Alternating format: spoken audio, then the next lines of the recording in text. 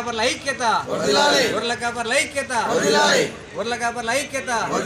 విడుదల చేయాలి నట్టల మందును వెంటనే, ప్రారంభించాలి నట్టల మందును వెంటనే, ప్రారంభించాలి నట్టల మందును వెంటనే, ప్రారంభించాలి నట్టల మందును వెంటనే, ప్రారంభించాలి నట్టల మందును వెంటనే. గొర్రెల కాపర్ల ఐక్యత, గొర్రెల కాపర్ల ఐక్యత, గొర్రెల కాపర్ల ఐక్యత. గొర్రెల కాపర్ల సమస్యలు వెంటనే పరిష్కరించాలి, గొర్రెల కాపర్ల సమస్యలు వెంటనే పరిష్కరించాలి. ఈరోజు గొర్రెల మేకల పెంపకదారుల సంఘం ఆధ్వర్యంలో యాదాద్రి భువనగిరి జిల్లా కమిటీ ఆధ్వర్యంలో కలెక్టర్ గారికి వినతిపత్రం ఇవ్వడం జరిగింది. ఆ వినతిపత్రం ఉద్దేశం ఏంటంటే గొర్రెలకు నట్టల నివారణ మందులు ఇవ్వక 3.5 సంవత్సరాలు దాటిపోయింది. ఇప్పటికీ మందులు వచ్చినాయి అనేది ఇక్కడ అధికారులు చెప్తున్నారు తప్ప, నిరసన వచ్చినాయి అని చెప్తున్నారు తప్ప గొర్రెల కాపర్లకు ఇక్కడ కూడా పంపిణీ చేసింది లేదు.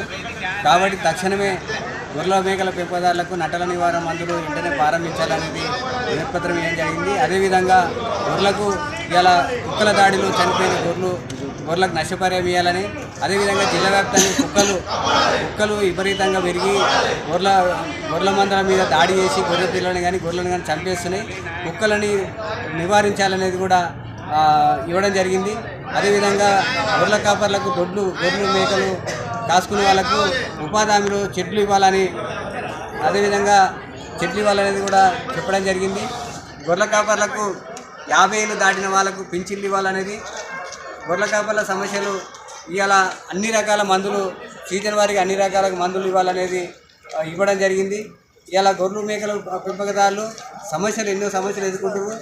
ఇలా పిడుగుబడి ఇప్పుడే వచ్చింది, 3 ఏళ్ళ సంది పిడుగుబడి డబ్బులు ఇవ్వలేదు, రాష్ట్ర ప్రభుత్వం శాంక్షన్ చేసింది ఇవ్వలేదు అని పిడుగుబడి. కానీ అదేవిధంగా గొర్రెలకు ఇన్సూరెన్స్, ఇలా గొర్రెలు చాలా రకాలుగా యాక్సిడెంట్లు అయ్యి అదేవిధంగా కుక్కల దాడిలో ఇట్లా రకరకాలు చనిపోవడం జరుగుతుంది.